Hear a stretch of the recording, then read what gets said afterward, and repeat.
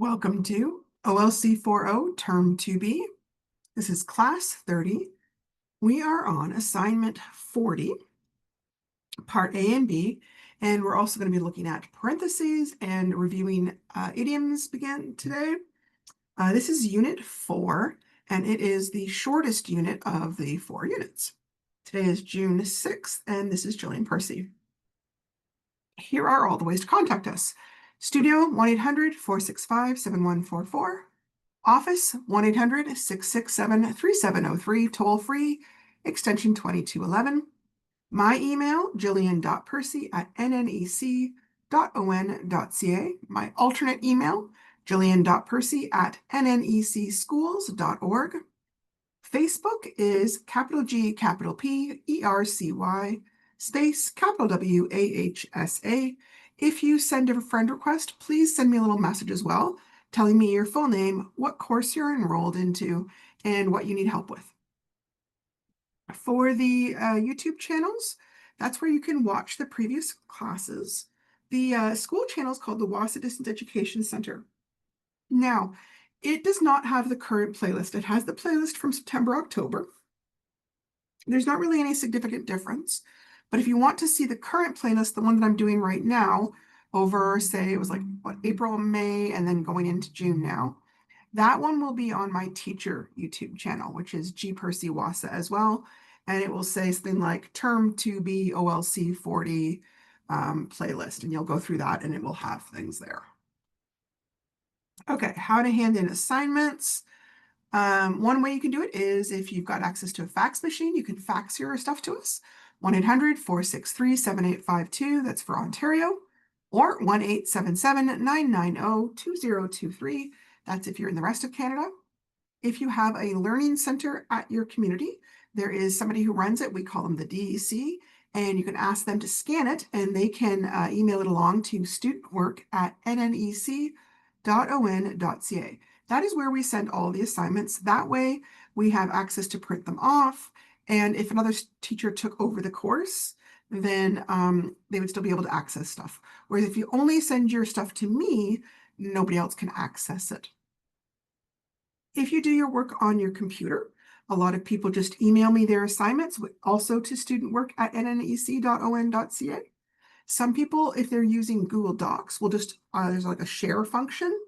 When you do that, make sure to include that I can view or edit it.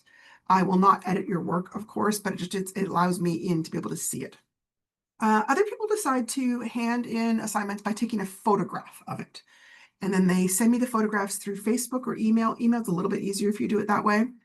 The photograph should be nice and crisp and clear and easy to read. It's also easier for me if you share it as an attachment rather than just putting it in the body of the email. And then finally, you can also use your phone as a scanner by downloading the scanner app. And it's a lot like taking a photo, but it will produce a lot higher quality results with like less shadows and blank spots and that kind of thing that you'll get in a photograph of an assignment. I'll show you how to do it in a second. I want to remind you, I don't see the email. So make sure that on the physical assignment yourself, you've put your full name, the course name, the assignment number, and the name, okay? Because I just get like a stack of marking, and if I don't know who you are, I don't know who to give the marks to. Make sure you also label if it's a rough or a good draft. If I don't know, I just make a random guess. And sometimes like the good copy's worth 20 marks and the rough copy's only worth 10. So you don't want me to guess. You want to tell me so I know for sure which one I'm marking, all right? So there's more than one scanner app out there. I use Adobe Scan partly because it's free and partly because Adobe's considered a pretty reliable company. I also find it pretty easy to use. This is what I would use to like take tax stuff, or if I was taking a picture of my bank checks, that kind of thing. Install it onto your computer, your phone, first of all. Then when you open it up, you hold it over your assignment like you're about to take a picture. There's little dots in the corner that kind of line up with your assignment. You can also play with the borders and then snap the picture. Usually it'll let you like check and see, is it too blurry? Do I need to retake it? And then you keep doing that with all the pages of your assignment. Hit continue when you're done.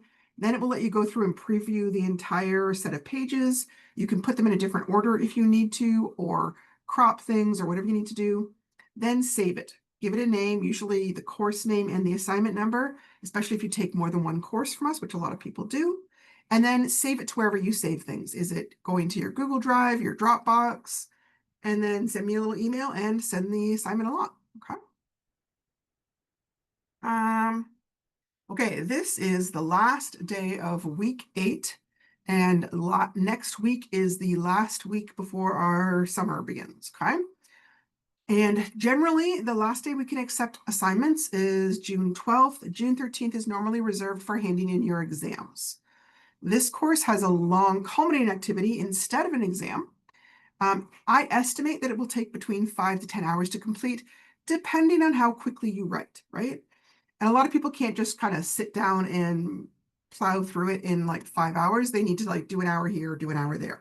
So please don't attempt to leave it to the last day. It's going to be too difficult to complete, especially if you work full time or if you're taking care of kids all day. It's just going to be too challenging. Now, if you're still planning to finish this course before the summertime and you haven't gotten it yet, please ask me for the culminating activity immediately so that you have plenty of time to work on it, because it's worth 20% of your overall grade. And I find it really makes a difference between passing or failing. It's just that simple. If you are a potential grad and you and I are not in contact, please contact me immediately so we can talk about your workload and how to make sure you're done by the end of next week. Keep in mind, it takes a lot of time for me to do the marking. I have over 200 students right now, and there is no way I can complete all the marking if everybody decides to leave it till June 12th. So if you are running behind in your assignments, you can also enroll in the summer version of the course and continue your work then. I am also doing the marking in the summertime, although I won't be in the office, and there are no live classes during the summertime. But you can still go to YouTube and grab the recordings there, and I will be checking my email so that I can respond to people who are reaching out to me. If you go to our Facebook page called WASA Distance Education Center, and then it's called New Page because there's an old one too, there's like a little link, and you can click on that and fill out the form for summer school. You can also let me know if you're one of my students, or you can call the office and let them know that you want to be enrolled in summer school. Okay. Okay, so learning goals for kind of all of today. Correctly write sentences that use parentheses or brackets. Review the use of idioms and how to figure out their meaning in the context of a sentence. Use knowledge of the organizational structure of different types of fiction and nonfiction to identify the sequence of events and main ideas. Use appropriate strategies to activate and build on prior knowledge of the content of narrative selections. Choose an appropriate approach to reading a text to match the purpose for reading. Use appropriate strategies to track and record ideas and information. And then use appropriate strategies to make connections, locate information, track and record information, make inferences, make interpretations, basically use all the different reading strategies.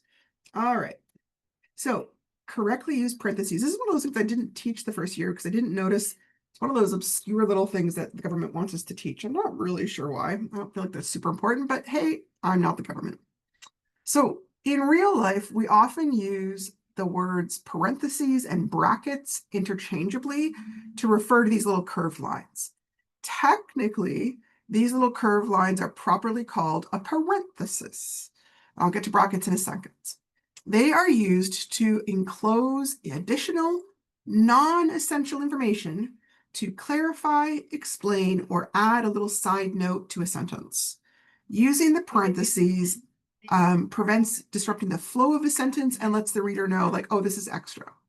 She is coming to our house after work, parentheses, around 6 o'clock. I'm going to visit my grandma, parentheses, my dad's mom, today. Parentheses are often used to include dates or other referential information, like if you're trying to source where you got some information from. Amelia Earhart, parentheses, 1897 to 1937, that means when she lived and died, was a famous aviatrix in the 20th century. Hamlet's dilemma is to be or not to be, and that's from Shakespeare 3.1, line 59. Another use of parentheses is when you're going to enumerate a list in a sentence. They asked me several questions in the interview, parentheses, what are my future goals? Parentheses, number 2, what are my greatest strengths? Parentheses, number 3, where do I see myself in 10 years? Unless the parentheses contain a whole complete sentence inside it itself, the punctuation would go outside of the parentheses, and the first word does not need to be capitalized because it's not a full sentence. You don't want to use them too much because they can get really distracting. Now, do you need a period inside of parentheses? Generally, it depends. Again, if it's not a complete sentence, you don't need it. My little sister, parentheses, dressed as a witch, was so excited to go to the haunted house for Halloween. Now, if the entire information inside the parentheses is an entire complete sentence, then you would treat it like a full sentence and give it a capital letter at the beginning and a period at the end. The Halloween party will be starting at 8 o'clock on Friday. Parentheses. Remember to come in through the backyard as the front porch is still being repaired. Period. Close parentheses. Okay. Where do we want, oh, ha ha ha. I'm sorry. I just realized now that I fixed the brackets and not the parentheses. So we'll just kind of, sorry, originally this was a to do together, but you'll see it. They attended a benefit for a local charity, bracket, or sorry, parentheses, Anna's Animals. In the novel, Rahun says, there's a way to be good again, parentheses, Hosanna 198. This should have a period here, sorry. He was born in the year of the Ram, parentheses, 1979. There were 4 possible dessert options, parentheses 1, raspberry cheesecake, parentheses 2, chocolate mousse, parentheses fruit tart, sorry, parentheses 3, fruit tart, and parentheses 4, Boston cream pie. Now, obviously, when you are reading this, you wouldn't be saying parentheses. I'm saying that because I know that I have some students that are listening on the radio and can't see what I'm looking at. So I'm trying to make sure they know what I'm looking at, okay? From the beginning to the middle of the semester, parentheses, around midterm season, I'm very diligent. Okay, so it's basically like extra information that isn't absolutely needed, but that you wanted to add for some reason. Now, brackets, here they use what I would call square brackets, right? So instead of the curved lines, they're squares. This is when you're trying to clarify or explain a part of a sentence that is not present, especially in a direct quotation. Often this is happening when, if you're just quoting like one sentence in a paragraph, there may be a time where there's a vague noun or a pronoun referring to something that doesn't make sense unless you include what it's referring to. So here they've got, I read that novel in high school. Unless you knew the whole thing, you don't know what they're talking about. So in square brackets, they put The Great Gatsby so that you know what novel they're talking about.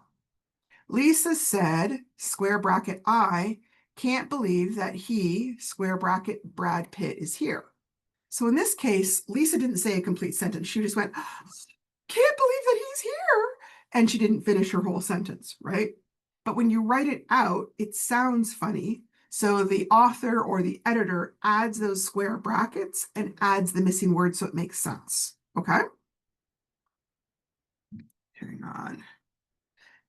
Brackets are also used for some other reasons. Sometimes we will use them with the word sic, S-I-C, to inform the reader of a mistake in the original quotation. So if it says, Roberts stated, dolphins is, sic, beautiful animals. The reason they're saying that is it shouldn't say dolphins is, it should say dolphins are. But if you're quoting from another book, you're supposed to do the quote exactly. You're not supposed to just change it and make it correct. But the editor, or sometimes the writer, will add the word sic in square brackets to let the reader know, hey, I know this is a mistake. Don't call me and tell me to fix it. It's not my mistake. It's their mistake. Sic is just a Latin word that means thus. And it's used to get across the idea that the current writer found it thusly, or just in that way. It was already like this. This is how it was. So, brackets. My sister exclaimed, the package is finally here. Okay, so here I'm putting square brackets around the word package, because she probably just said it is finally here, but when you aren't there to see it, you need more information to understand it. The writer wrote, I have has sick, enough of your attitude. Okay, so we're putting it around the word sick. The reason is because it should say, I have had enough of your attitude. They've put the wrong word there. So the editor is putting that there so that you know they know it's a mistake. We saw him, Gary's brother, at the cafe yesterday. So again, square brackets around Gary's brother, right? Otherwise, it doesn't make sense. We saw him, Gary's brother. It's like, why would I use two different names for the same person? Caraway mentions that she, Myrtle, carried her surplus flesh sensuously. Okay, so square brackets around Myrtle. Okay. And I would put parentheses around Fitzgerald, 25, because that is referring to, hang on, there should be a comma there too, where we found the information. I am surprised to see you two, Alan and Amy, in class, the professor joked. Now, I don't know if you noticed, but when I'm saying this, I'm also giving a little pause. Because a lot of times in English, I think in other languages too, things like a comma, a period, parentheses, brackets, what else? A dash, a colon, a semicolon, we give a little pause. Things that are like a minor punctuation, like a comma or a semicolon, we give a tiny itty bitty pause. Things that show that the sentence is done, we usually give us a little bit longer pause, like for a period. It's really infinitesimal, but it's kind of how when we're listening, we understand if someone has finished a sentence. Okay, so Unit 4 is the last unit in this course.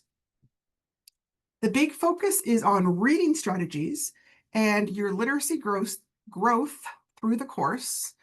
By the end of this unit, you will be able to write a summary on a nonfiction text, assemble a literacy portfolio that demonstrates your growth, complete your ongoing literacy and reflection journal, write a multi-paragraph opinion essay on your growth in reading and writing, complete your term-long reading log, demonstrate your understanding of a novel through close examination of the characters, identify reading strategies and skills, apply your reading strategies and skills to read a new text, research topics such as your career and scholarships, and then create an informational paragraph.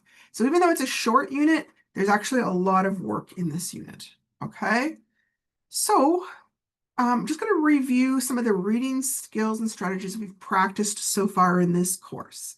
Scanning for information, skimming nonfiction material to try and get a quick overview of it, locating specific information, making connections and predictions, summarizing different types of texts, retelling narrative events, stating an opinion on a text and supporting it with evidence, identifying story elements such as the characters and the setting, asking questions before, during, and after reading, and then prioritizing information. Okay, so lesson 16, they're just kind of reviewing the same things we did here. Where are we at? So make sure before you go any further that you've finished chapter 9, but stop there. Assignment 40 is a little bit weird because the first couple of questions are questions you're reviewing what you know and then making predictions about what's about to happen. And then they want you to finish the next 3 chapters and then answer the rest of the questions in assignment 40. So it's a little bit complicated. Here we go. So take a moment to access your prior knowledge of the characters in this novel. Write a few words to describe what you know about these characters already. I don't know why I won't do that. Try to include one fact about them and at least 2 adjectives that describe their personality. Here's an example. Fred. Fact, he is the band constable. Adjectives, friendly and kind. So you would do the same thing for Jimmy, Teresa, Gary, Peter, Ms. Quintel, and Martha. Okay, Peter is Uncle Peter, and Martha is the grandma. Okay, sometimes people aren't sure who the grandma is. That's Jimmy's grandma that he lives with, right? Here's an example of what not to do. Gary, Jimmy's friend. I'm not going to give you marks for that, okay? That's just their relationship to Jimmy. I want you to tell me what they're like as a person, not just kind of describe their relationship. Yep, I did that. If I was doing this on the Hulk, Hulk is a superhero. He's strong, unpredictable, very angry. And then number 2 is beside each character, the same 6 characters, write a sentence to show predictions about what you think will happen to or about each character. Remember that a prediction doesn't look at the past, it doesn't look at what's already happened, it looks to the future and what is going to happen. This is why I don't want you to read ahead, okay? Keep in mind, I'm not marking whether you're right or whether you're wrong. I'm just marking whether your prediction is reasonable or not reasonable. And did you get the idea of a prediction? Sometimes people just make a statement like, Jimmy is nice. Well, that's not a prediction, right? So it has to be an actual prediction. Here's an example. Fred. I think that Fred might find Jimmy after he is overdosed and save him from dying because he seems like he is a kind cop. Okay, so you're going to do that with, let's see, Jimmy, Teresa, Gary, Ms. Quintel, Uncle Peter, and Gookum Martha. Okay? So remember that again, it has to be about the future. So if it's already a snowy day, then I can't make a prediction saying, I think it will snow today. It doesn't count as a prediction because it's already snowing. So by the same token, you can't mention things that have already happened to the characters up to chapter 9 because they don't count as predictions. They're just facts. They've already happened.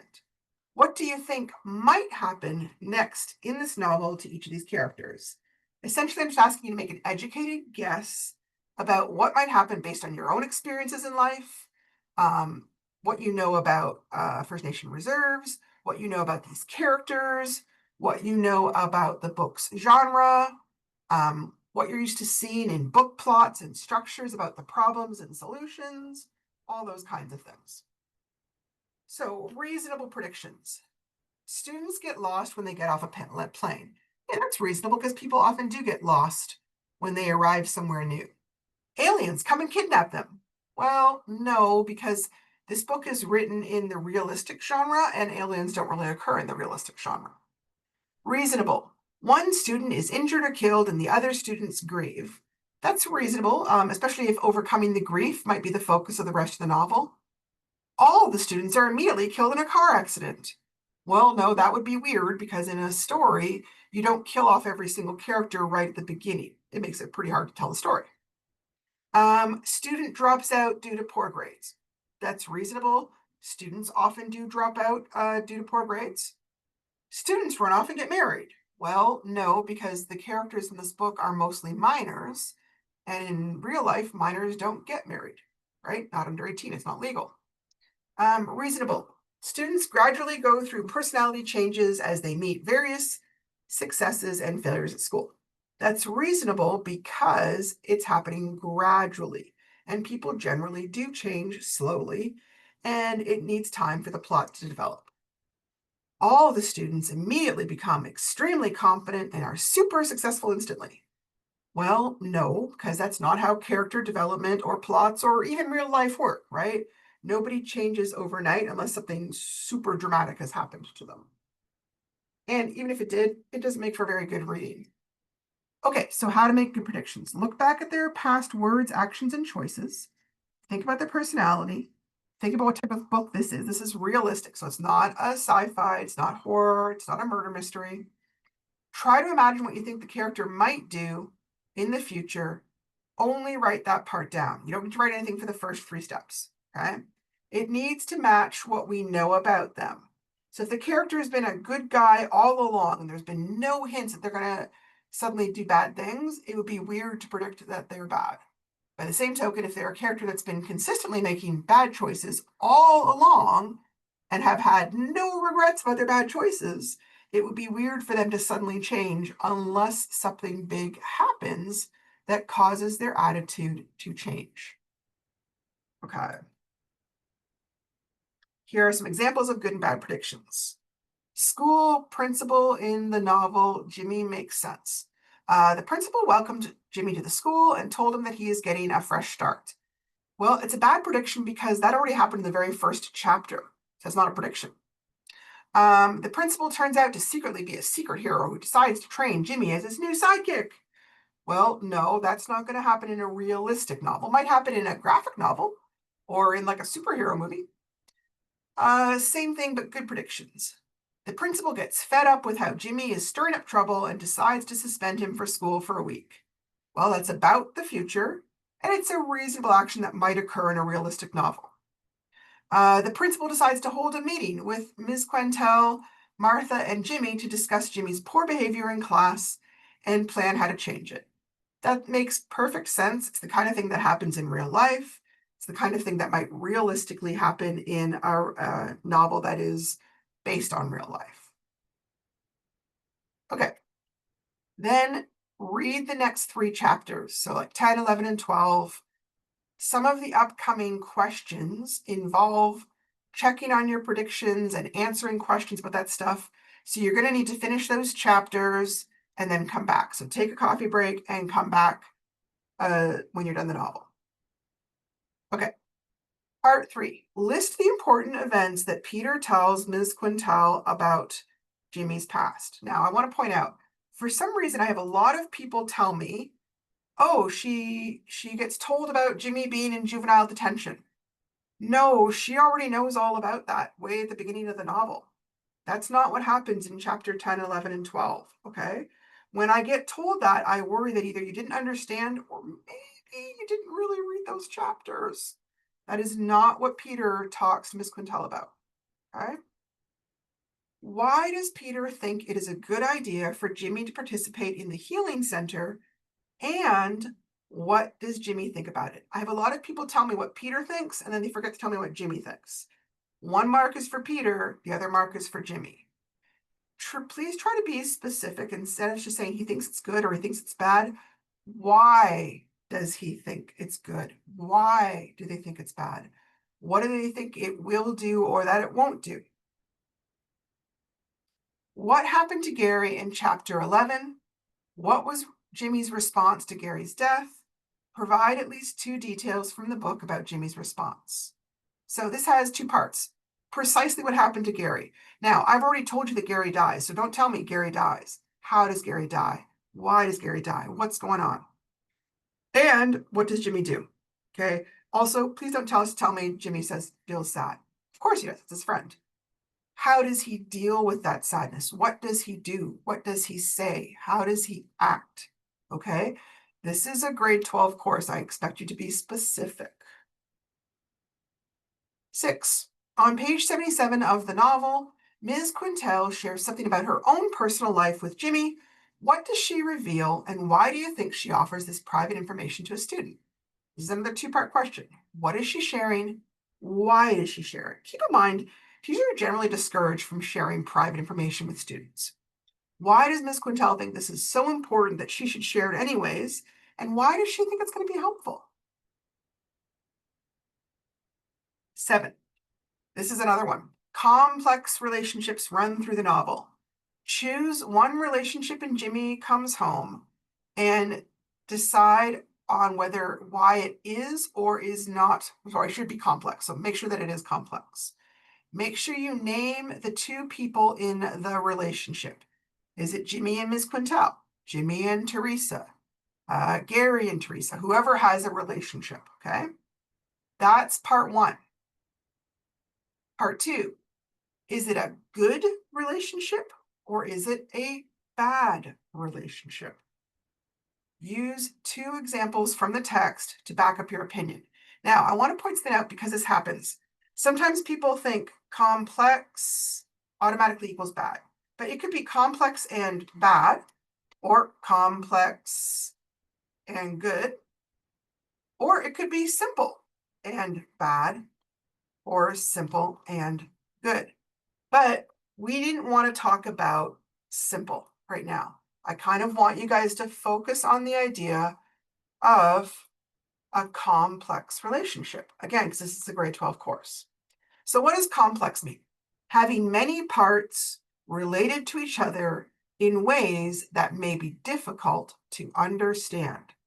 So a complex surgical procedure. So like appendicitis, an appendectomy is considered simple, right? Brain surgery is considered complex. The question of who is legally responsible is a complex issue. Well, if I shove somebody down on the sidewalk, that's not complex, it's simple. I did it. But if, say, some medicine affects a person badly, who's responsible? The pharmacist, the doctor who prescribed it, the company that made it, the chemist that designed it. That can become more complex, more difficult in a sense, okay? Yeah. So a relationship, why would I consider it simple? Generally, it's simple if the feelings are pretty straightforward and the relationship is easy to understand. Like, clearly, these two are enemies. Clearly, these two are best friends. Clearly, this is a couple that is romantically in love. A relationship might be considered more complex when the people have mixed feelings for each other. Like, generally, they're good friends, but they've had a big fight or misunderstanding. They're kind of enemies, but maybe they're working together to achieve a common goal, even though they don't like each other. Or a relationship that's type of hard to describe. Maybe it's had a lot of history. Some good things have happened, some bad things have happened. So thinking about all the characters in the novel, those 6 especially that we've talked about so much, which of those relationships between two people do you consider complex? And why? What makes it complex? Now, part 2 is it good or is it bad? Now, I'm aware this is subjective, right? I might consider something good that you consider bad, or I might consider something bad that you consider good. I'm not worried if we agree. What I'm worried about is, can you explain your ideas? Can you give me some examples of why you have your opinion, right? Whenever we're doing anything about opinions in this course, it doesn't matter if we agree. I just want to know that you can explain your thinking in a thorough and detailed way. Okay. So, in my view, generally a relationship is good if it helps the people involved. Does it make them happier in general, right? Does it make them healthier? Does it help them to make better choices? Does it make them better people? Are they kinder or more stable when they're with that person? Generally, a relationship is considered bad, in my mind, if it hurts the people involved. Does it make them unhappier or angrier? Does it cause them to make worse choices? Does it make them worse people, meaner, less reliable? Do you consider the relationship you picked to be good or bad? What are the reasons you think so?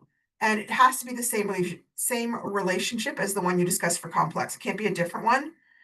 So think about in your own real life, like maybe you know a friend and they've got a romantic partner and that person is just bad for them. Whenever they're with them, they drink, they do drugs, they get into fights, they end up in jail. They are just better off when they're not with that person, right? That would be a bad relationship. Or maybe there's someone who they're really great together as a couple, right? They make better choices because they like talk each other out of doing dangerous things, or they're kinder because they're kind of happier, or they, do good things and work on good projects together.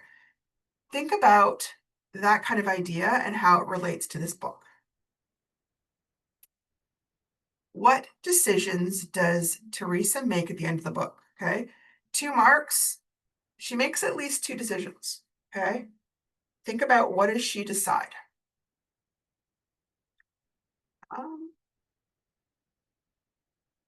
What are some ways that Jimmy has changed by the end of the book? And when I'm asking this, I'm saying compared to the beginning of the book, right? In most books, a main character will change in some ways. How has he changed? Does he treat people differently? Does he handle emotions differently? Does he handle decisions differently?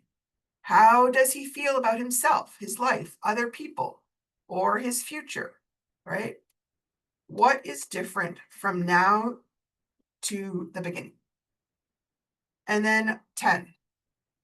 On page 74, Jimmy begins to understand something. The book says, so much say, the book says he realized that Gary didn't want to weigh him down. What does the idiom weigh him down mean in the context of the events going on in that section of the book? So think about generally, what does weigh him down mean normally?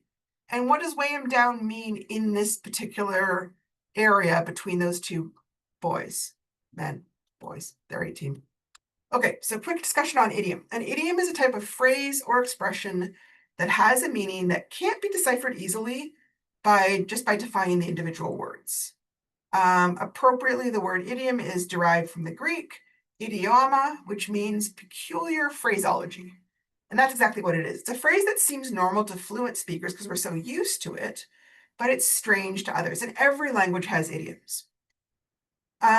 So things like can't see the forest for the trees, right? That means somebody's so focused on each individual tree, they don't realize they're actually in the middle of a forest. In other words, they get so involved with the details, they don't see the big picture, right? So to understand idioms is when you take a step back and you see the big picture, okay? There are 4 main types of idiom. Pure idiom. These idioms are those in which the literal meaning of the word is not the same thing as the overall meaning of the phrase. Your friend says it's raining cats and dogs outside. Okay, now that doesn't mean felines and canines are falling out of the sky.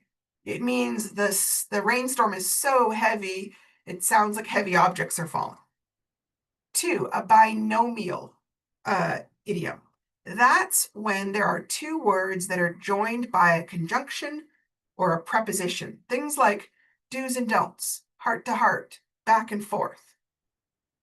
Partial idiom. These are ones where there are idioms that have been shortened or abbreviated. People who are fluent speakers usually know the entire original idiom, and they kind of assume that the listener does as well. So if you don't know the original phrase, these can be hard to figure out, and sometimes people will actually even get them kind of mixed up and assume they mean the exact opposite. So for example, people will say, time flies. The actual full thing is, time flies when you are having fun. If you're doing something boring or hard, like time doesn't fly. Like if you're in pain after an operation, whew, time is not flying. Time is dragging out and you are counting down the minutes till you are not in pain.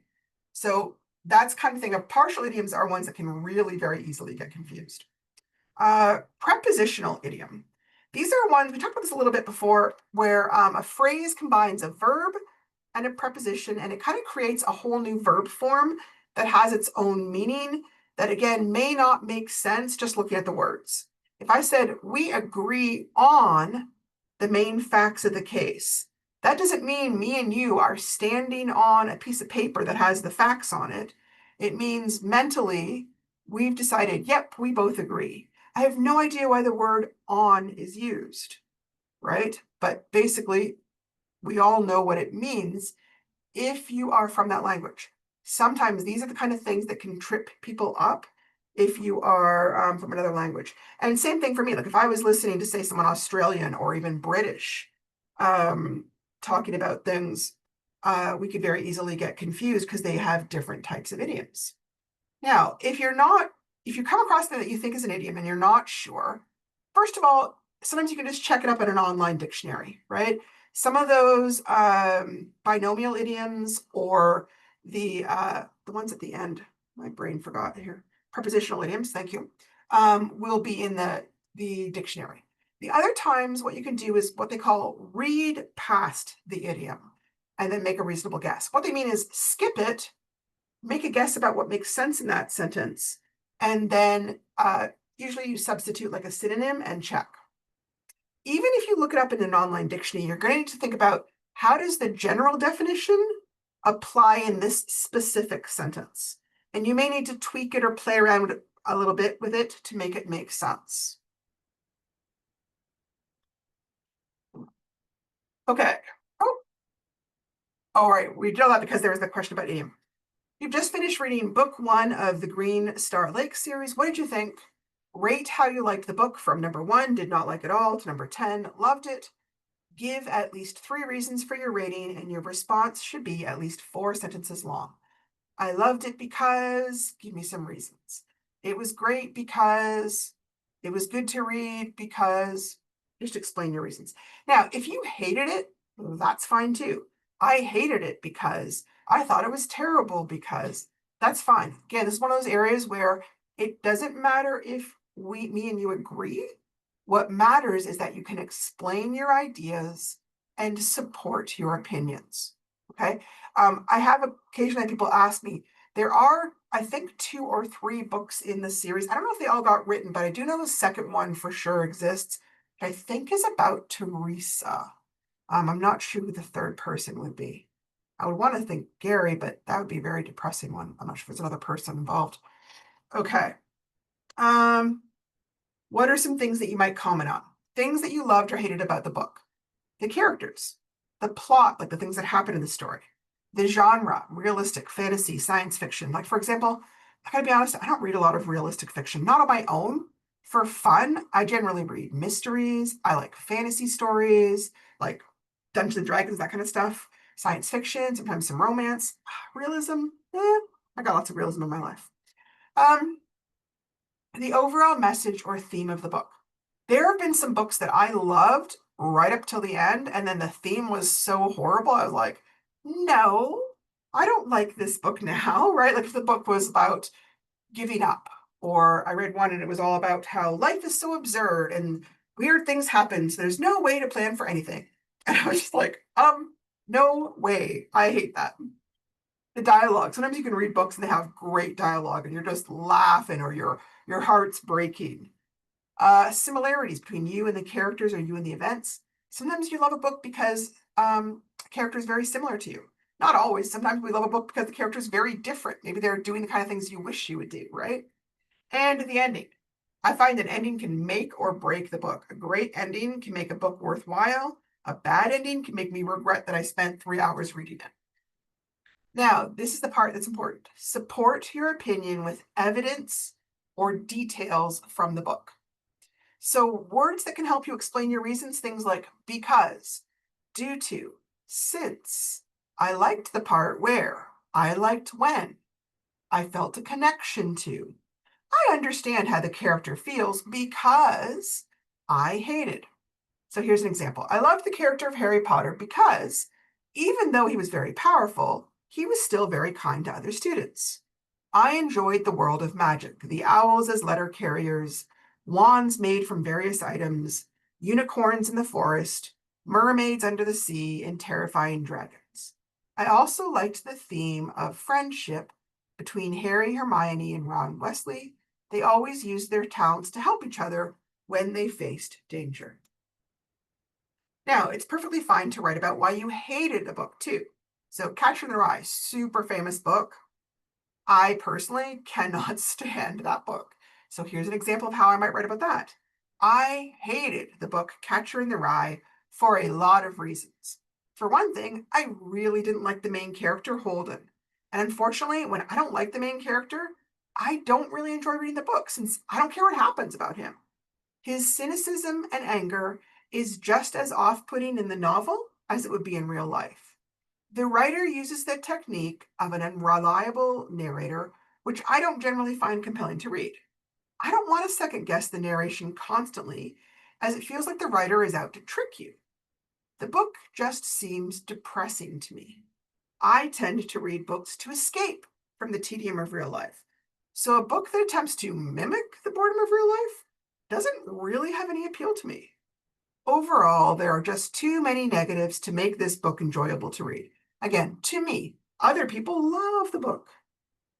So it's okay to have different opinions. So before you hand in the assignment, please check it over. Make sure that you've answered each item in a complete sentence rather than a one-word answer. People can and do lose marks for just writing a word or two. Have you written at least the number of sentences that they asked for? Have you labeled each question? Some people do their work in the book, but sometimes people hand me in stuff on the computer and they've forgotten to label stuff. And I'm sitting there with my pen trying to guess which question you're answering. Don't put me in that position because I guarantee you're probably going to lose marks. If I'm having to guess, there's a good chance I'm confused, which you may lose marks for. It's better to make sure I'm really clear and you get all the marks you deserve. Does each sentence start with a capital letter? Does each sentence end with a period, assuming that's the right punctuation? Is your handwriting legible and dark enough, especially if writing with a pencil? Okay, I have more than once had to ask students to do an assignment over because I couldn't tell what they were saying.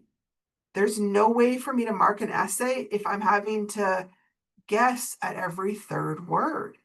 So I'm so sorry. And if you know that you have trouble with your handwriting, if you know that it gets a little bit messy, try to find a computer, right? The learning centers often have computers that you can use and see what you can do about that because it is a major factor for longer assignments. Shorter assignments, I can usually figure it out. Okay, that is the end of assignment 40. Is there anything else? Hang on. Oh yeah, we're just gonna skip over that. That's fine. On Monday, we'll start tackling 41 and probably 42. Like I said, if you're planning to graduate in the next week or two, please contact me so that I know and can help you get that section, okay? Anyone out there who's listening who knows that I'm expecting work, please finish up your work and hand it in to me. Thank you so much. Take care, guys.